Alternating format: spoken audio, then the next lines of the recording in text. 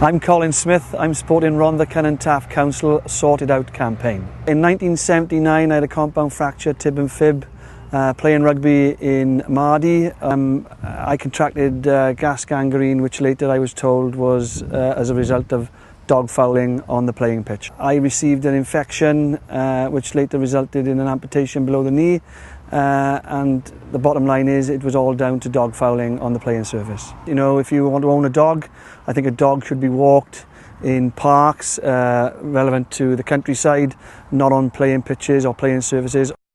I think the council are doing a fantastic job in launching this campaign. You know, it's not only to do with sports pitches, but within our streets, within RCT. I think it's a wonderful idea to clean up our streets because there are still irresponsible dog owners out there.